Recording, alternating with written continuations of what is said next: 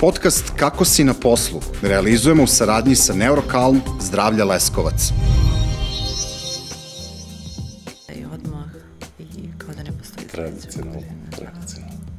Ali dobro, bar sve bolje završiti možda u ovoj godini nego u sledećoj. Pogotovo zbog te pauze početkom. Pa jeste, da. Ali dobro vi nama došli danas u podcast. Kako ste? Hvala na pozivu. Dobro, malo umorno krajem godine, ali evo, izdržat ćemo to što je ostalo još nekoliko dana da uđemo onako završenih poslova bez nekih tereta u novu godinu. Prvo da vas predstavim, sa nama je danas Darko Natalić, on je menadžer kompanije Kasperski. I ovde u podcastu govorimo o tome kako se osjećamo na poslu, ali i kako određene zanimanja utiču na naše zdravlje i odnos na poslu i sa kolegama, a i ovako na nas same. Upravo zbog toga pričamo danas o gaming industriji, to je jedna velika industrija, u Srbiji naročito je u poslednje vreme prilično popularna, radi čak 3000 ljudi u njoj, u 130 kompanija i ono što je meni zanimljivo je da je trećina profesionalaca u toj industriji da su zapravo žene. Znam da kad pričam sa drugim sagovornicima kažu mi da nije gaming samo hobi, da tu ima dosta toga što mi ne vidimo ovako laici, tako ću da kažem, ali s druge strane raste potreba za tim profesionalcima. Sad, kako oni brinu o svom zdravlju? Kompanija Kasperski je objavila jedno ogromno istraživanje na tom polju, pa Darko, možeš li samo za početak da mi kažeš šta je zaključak te studije?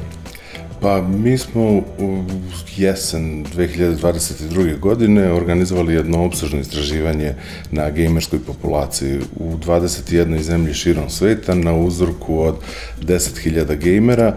Sproveli smo istraživanje kojim smo istraživali uglavnom razloge, odnosno faktore koji utiču na njihove performanse, odnosno njihove sportske rezultate, posmatrajući gaming prvenstveno kao i sport i kao jednu novu formu sporta. Šta je to što utiče na njihove performanse, kako se oni nose sa stresom koje to nosi, kako izgledaju njihove pripreme za turnire u kojima učestvuju ili seanse koje održavaju, kao i ono što je veliko pitanje od najvećeg interesovanja za Kasperski, a to je taj cyber security aspekt čitave industrije, s obzirom da je to relativno nova industrija koja ima, koliko sam izračunao dobro, 51 godinu tek, ali u suštini jedna od najvećih industrija na svetu. Znači, procenjuje se da je neka vrednost ukupne gaming industrije 235 milijardi dolara, što je veće od kombinovane vrednosti filmske i muzičke industrije. To je teško zamislivo, ali ako pogledamo prosto brojeve i vidimo koliko je ljudi u to uključeno i koliki je to zapravo biznis, koliko se on razvija u svim delovima sveta, postaje jasno da je to jedna velika industrija. Mi smo obuhvatili istraživanjem prvenstveno ljude koji su na različite načine uključeni u gaming, znači to su bili i sports profesionalci i amateri, dakle oni koji su učestvovali u poslednje 2 godine u nekom velikom takmičenju vezanom za e-gaming.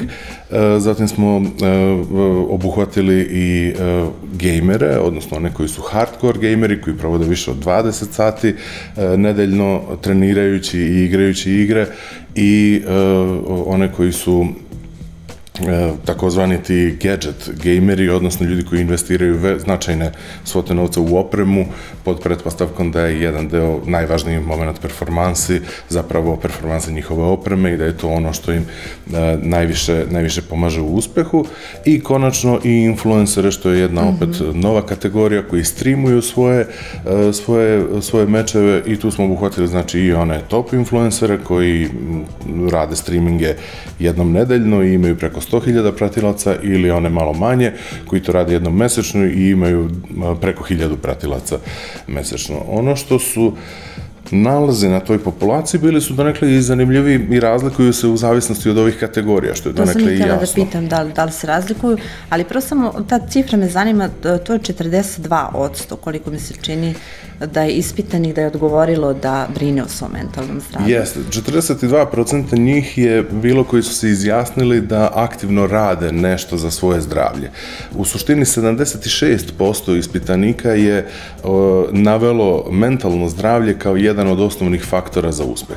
Sad, od ukupnog broja, znači nekih 42% nešto proaktivno radi na svom mentalnom zdravlju. U prvom redu, to su, i tu smo primetili neku vrstu razlike razlike u odnosu na segmente, znači oni koji se profesionalnije bave ovim zanimanjem, više pažnje poklanjaju svom mentalnom zdravlju, ti procenti nešto i više rastu kod njih i oni više vremena investiraju i kako u fizičke aspekte, dakle zdrav život, pravilna ishrana, redovno spavanje, fizički treninzi, fizička pripremljenost, tako i u psihičke aspekte, odnosno podršku za same treninge. Pod pretpostavkom da, apsolutno, ako se profesionalno bave određenim zanimanjem ili sportom, ne mogu dozvoliti da opterećenja iz redovnog života ili prosto iz profesionalnog života, nakupljeni stres i ostalo utiču na njihove performanse, odnosno žele da taj procenat uticaja smanji.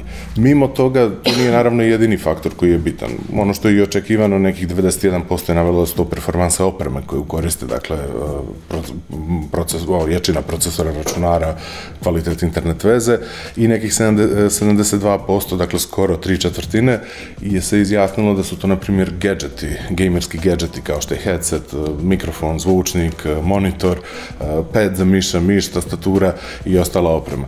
Ali ovo je veoma značajan broj da je čak 76%, dakle više od 3/4 navelo i mentalno zdravlje, odnosno taj neki stav i prosto mentalni aspekt kao ključan za njihov uspeh. Rekli ste mi malo pre da ima i podela kada je reč o samim sektorima, pa gde su tu, na primjer, mi to kažemo e-sports ili gameri u tom smislu, da li je njima više stalo do svog zdravlja? Oni su u samom vrhu onih koji vode računa o svom mentalnom zdravlju i generalno najviše pažnje posvećuju pripremama, dakle, za turnire i otklanjanju svih onih faktora koji mogu da negativno utiču na njihove performanse. Kada govorimo o ovom procentu od 42%, to je neka srednja vrednost. Kod njih te vrednosti idu i 45%, znači od prilike 34% njih vodi računa o spavanju i o redovnom dužini sna, odnosno odmoru, 34% također radi, 38% ja mislim radi neke pripremne vežbe u smislu relaksacije, meditacije ili tome slično, a 25% njih se bavi čak i konkretnom fizičkom aktivnošću, dakle treniranjem kako bi svoje telo doveli u formu da mogu da izdrže fizički stres koji se od njih zahteva i da to ne bi uticalo jednostavno na njihovo To jeste jedno od mojih sledećih pitanja, jer mi obično gejmere zamišljamo kao ljudi koji su iza miša, iza nekog kompjutera, sede u fotelji i da ne vode toliko računa o svom zdravlju. Je li to predrasuda? Ima i toga, to je ono, dakle, sve počelo. Možda su tako gejmeri nekad izgledali, ali kako se profesionalizuje kao sport i sve više profiliše kao jedna profesionalna aktivnost, tako rastu i neki standardi koji se primenjuju i jasno je da moraju da postoje određeni zahtevi i standardi koji moraju da se ispune i u smislu načina života i u smislu te neke mentalne higijene i prosto navika koje moraju to da prate. Znači, teško da može da bude vrhunski sportista u bilo kojoj oblasti, uključujući i sport, ako ne spava redovno ili ima neuredan život ili prosto ima previše privatnih problema koji utiču na njegove performanse. Mene je sve to podsjetilo na situaciju sa nekim rastom popularnosti, na primjer pokera kao sporta, pogotovo ovih Texas Hold'em turnira. Ono što je meni privuklo pažnju kad su počeli prenose tih turnira, nisam ništa znao o pokeru, ali sam video timove ljudi koji su dolazili da igraju poker, koji su svi bili u trenerkama. Oni su imali uniforme, dakle, kao timovi, nastupali su zajedno i timski i imali bukvalno reprezentacije koje su zajedno i trenirale, živjele na određen način i pripremali se. Na neki način to je prosto igra koja je prvenstveno mentalna, nije mi bilo jasno za čega je potrebna ta neka i fizička dimenzija u čitavoj priči, ali ako pogledamo i znamo da ti turniri mogu da traju i po 72 sata sa vrlo kratkim prekidima, oni su zaista zahtevni. Slična stvar je i sa nekim drugim oblastima kao što je i e-sports. Dakle, da bi postalo profesionalac u toj oblasti, to zahteva i određena odricanja, dakle, treninge koji se vežbe, odnosno vežbanje i samih igara, značajan broj sati nedeljno, dakle, to je i sedenje u jednoj poziciji, stajanje za monitorom i po 12 sati dnevno, dnevno, tako da je logično da sa profesionalizacijom dolazi do neke do postavljanja nekih standarda. Sad, ono što rade pojedinci, to je prosto stvar njihovog izbora, ali već kad pričamo o timovima i organizovanim nastupima na Gamesconovima, tu već polako se postavljaju neki standardi u smislu kako fizičke podrške, tako i psihološke podrške za ljude koji učestvuju. Možemo li da ih poredimo sa sportistima? Meni tako kada pričate sve to, djeluje kao da se oni pripremaju zaista kao pravi profesionalni sportisti. Pa u suštini da, ja sam dosta i gledao te rasprave kako se uopšte tretira i sport, da li je to realno sport ili je to neka disciplina sport ili nešto što samo podsjeća na sport, ali generalno sve karakteristike jesu tu. U ovom sportu nije izražena možda ta fizička spremnost kao ono što je dominantno, mada određeni fizički zahtevi i postoje, dakle neke lokomotorne sposobnosti, oni moraju da brzo reaguju, znači prosto u krajnjem slučaju da drže neki položaj tela koji nije možda zgodan određeno vreme, tako da postoje određeni zahtevi, ali sa druge strane to je prvenstveno i neka mentalna disciplina, dakle zahteva fokusiranost, zahteva brzinu reakcija, zahteva brzo razmišljanje, tako da postoje svi ti osnovni elementi koji u stvari sport čine sportom, tako da mislim da možemo da govorimo i o ovome kao o jednom novom tipu sporta. Standardi još uvek, s obzirom da je tek 50 godina sa nama, možda ne postoje, ali očigledno i kroz ovo istraživanje nije 50 godina malo. Jeste da se oni polako formiraju i da nastaju, da su negde u nastajanju. A kada govorimo o samom uspehu na takmičenjima, isto sad kad ih ja, na primjer, pošto pratim dosta tu temu i znam kada učestvuju na takmičenjima koliko isto se pripremaju, ne samo fizički, kako vi kažete, i brinu o svom fizičkom zdravlju, tu je to mentalno blagostanje koje se takođe pominje u vašem istraživanju. Šta to tačno znači? U suštini još jedna karakteristika, dakle, koju dele sa ostalim sportovima jeste upravo taj stres i sve te negativne stvari koje dolaze, u kojima su izloženi, dakle, gejmeri kao i svi ostali sportisti. Mislim da je univerzitet u Winchesteru u martu prošle godine objavio neko istraživanje u kojem su naveli da su i sportisti zapravo podložni onim standardnim opasnostima, dakle, po mentalno zdravlje, kao što su depresija, kao što su socijalna ekskluzija zbog prosto načina života, kao što su anksioznost, i da je prosto to neki input za same organizacije da povedu računa i o ovom aspektu. I to jeste ono što je jako važno u smislu i uređenja samih takmičenja, dakle da li postoji neka sezonalnost, da li postoji neki period u kojem oni imaju priliku da se odmore.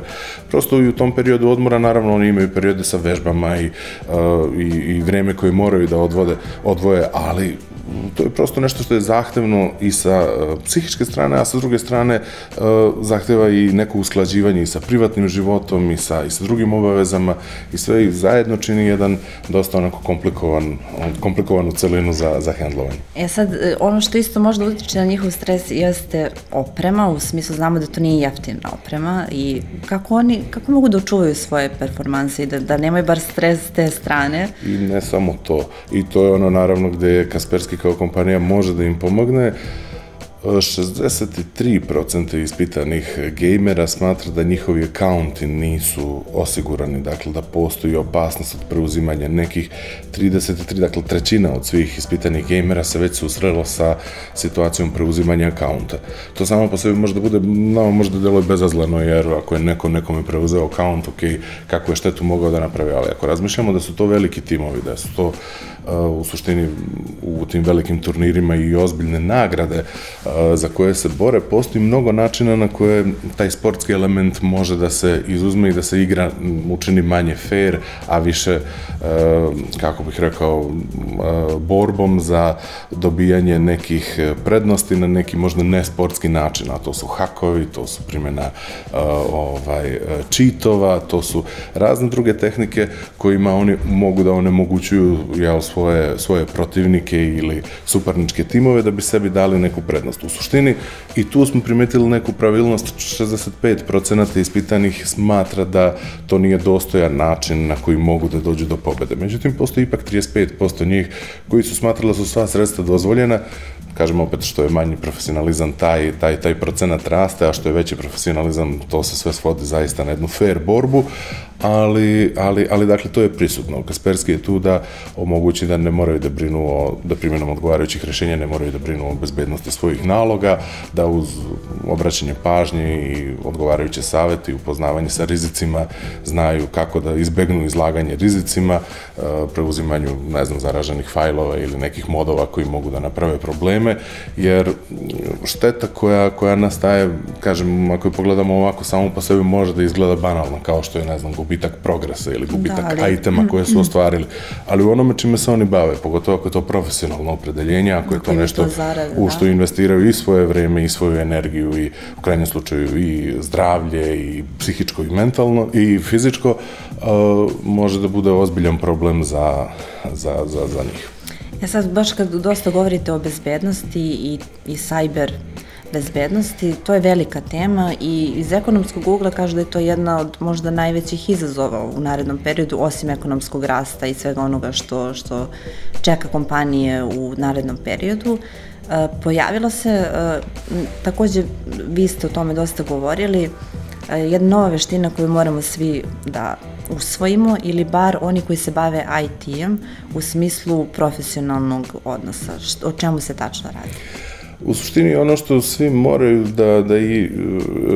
da urade da bi osigurali svoju bezbednost i da budu informisani, znači da budu oprezni, jednostavno da budu bazično upoznati sa bezbednim ponašanjem i na internetu i prilikom preuzimanja određenih dokumenta, aplikacija i tome slično.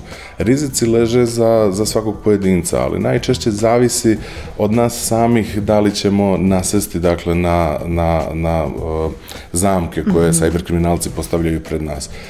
Kaspersky je u prošloj godini detektovao porast ukupnog broja novih pretnji, znači na dnevnom nivou za 5%. Dakle, sad dnevno detektujemo nekih 400, mislim, to je podatak samo kompanije Kaspersky, na globalnom nivou je taj broj još veći, ali mi detektujemo 400.000 novih uzoraka malvera na dnevnom nivou. To je ogroman broj, prosto mi smo napadnuti na neki način sa svih strana i ukoliko ne vodimo dovoljno računa da proveravamo linkove, da ne otvaramo attachmente koji nisu namenjeni nama, da proverimo da li stranice na kojima unosimo lične podatke su prave, da li su to phishing stranice, možemo vrlo lako da upadnemo u probleme i možemo lako da imamo štetu od toga. Također deljenje ličnih podataka koji mogu da budu zloupotrebljeni, zatim na strani kompanije i čuvanje podataka koji su pohranjeni kod njih, dakle zadržavanje samo minimalnog broja podataka, to su sve teme koje nam mogu omogućiti da ostanemo bezbedni na internetu i da nemamo tu vrstu glavobolje od cyberkriminala. A kada govorimo o vrsti inženjeringa koju čekam da vi kažete šta? Jeste. Pa naše iskustvo je pokazalo da kompanije konkretno trenutno najviše traže specijaliste iz oblasti cyber bezbednosti koji se bave tim reverzibilnim ili reverznim inženjeringom.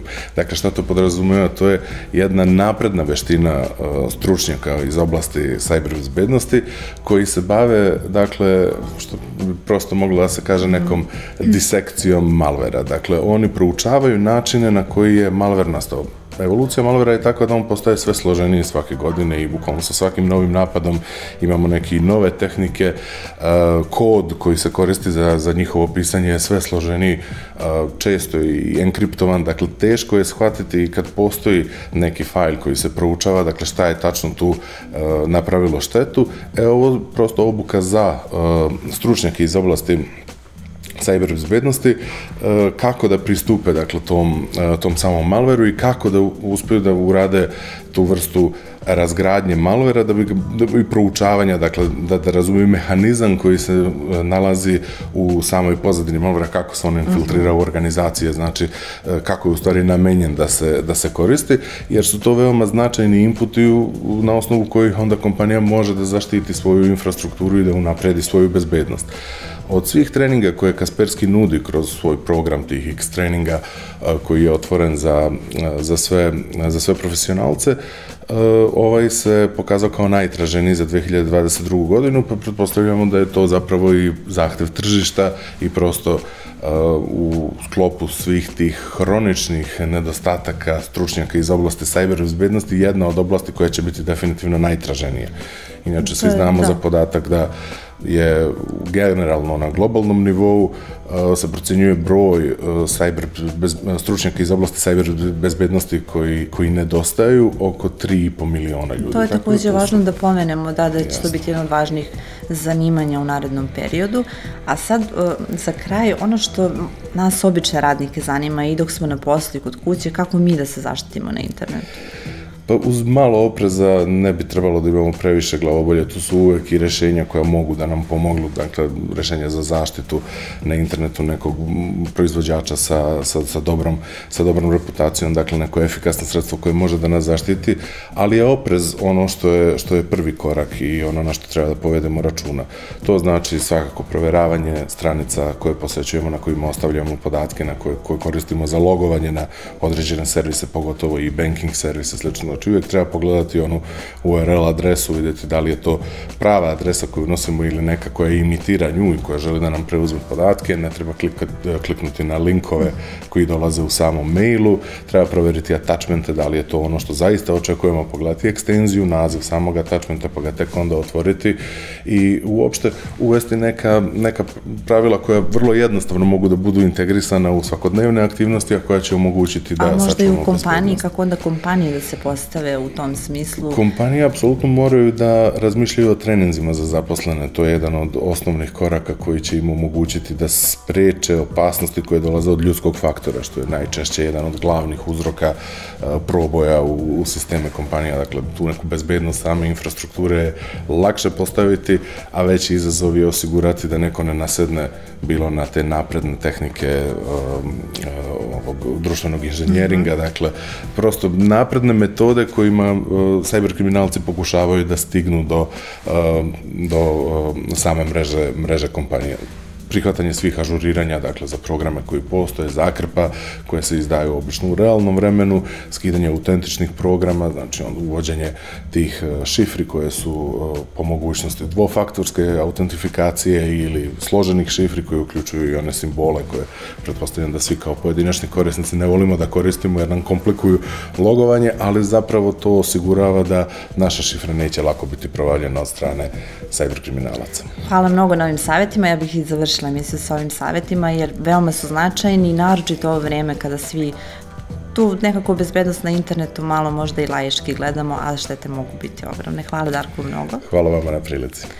Vi nas gledajte i sledeće nedelje, čitajte na Business Telegrafu, gledajte na YouTube-u, Spotify, Apple i Google platformama. Zdravo. I da, pomenuli smo to za kompanije i stvarno ste rekli sve savete koje mogu da stvarno ljudi koriste. Podcast Kako si na poslu realizujemo u saradnji sa Neurokalm Zdravlja Leskovac.